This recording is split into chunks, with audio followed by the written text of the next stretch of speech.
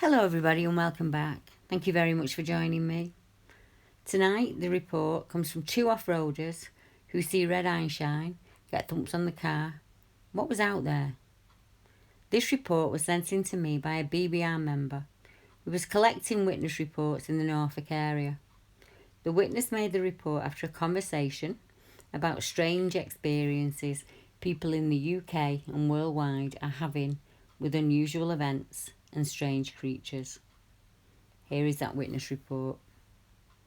Back when I was married, we used to have a Land Rover. Myself and my husband liked to do a lot of off-roading out at Thetford Forest and the forests around Eildon and North Stow. I know of a few places where there are badger sets, and being badgers one of my favourite mammals, we used to park up and watch the badgers for a couple of hours and then just go off-roading until the early hours of the morning.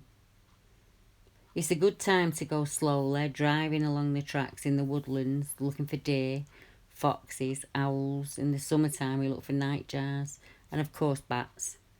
We would use a bright torch and shine it into the forest or across the heathland, hoping the light would pick up the eyes of the animal if anything was about. If we saw something reflect back, we would stop the Land Rover and I'd look through my binoculars while someone else would point the light at whatever it was, so I could get a better look.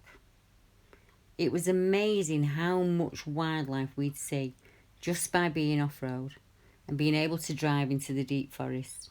I absolutely loved it. One night we had turned onto a byway close to West Stow, and after driving for about 15 minutes, we stopped at a kind of crossroads in the middle of the forest. It was a beautifully clear, warm night, and because there was no light pollution, the stars looked amazing. So we turned the engine off and sat with the windows down and the sunroof open, just laying back slightly so that we could look up through the sunroof at the stars. We hadn't been there for very long at all when we heard a large animal in the forest to my side. Thinking it was probably a red or fallow deer, of which there are plenty in the area, I shone the torch into the forest next to me, expecting to see a deer or its eyeshine, but I didn't see anything. I shrugged it off and I went back to looking up at the stars. The next thing I knew, there was a thud on the side of the car, and then a thud on the roof. Then thud, a large lump of mud fell in through the sunroof. It totally freaked us out, and I started the car immediately and put the headlights on. We looked around us with the torch, and on my side, several metres into the forest, I picked up a pair of red eyes. The eyeshine was about 7 or 8 feet high. Now I knew that no animal had red eyes at that height, and I felt really scared. I turned the torch off and I handed it to my husband and I started to drive, but I glanced over again and I could clearly see 2 red eyes still glowing, even though we weren't shining any light in that direction anymore. I drove away and I didn't stop. This report reminds me of Thetford Forest, which is mentioned in it obviously, which is just to the north of this report. Now, eyeshine is mentioned constantly in Thetford Forest, and anybody who's used to this blog will know that Thetford has numerous reports of what people describe as an upright bear, the Thetford baboon. There's an 8-man sighting. I think there's around 9 or 10 actual reports in Thetford of an upright, hairy, unknown creature that can move on all fours or up on 2 legs, often said to walk like a man. Now, Eildon is not that far away, and that was another report where the witness described a creature that they saw as a baboon, and this happened in 2011. And the report was made by a gentleman, and he says on the night of the 19th of May 2011, he was driving on the roads. He's a lorry driver, and he reported seeing a hairy, light grey coloured creature that was on all fours, moving through the grass, and now around 90 metres away from him. The driver could see the creature had forward-facing eyes, it had a long snout, and it had upright ears.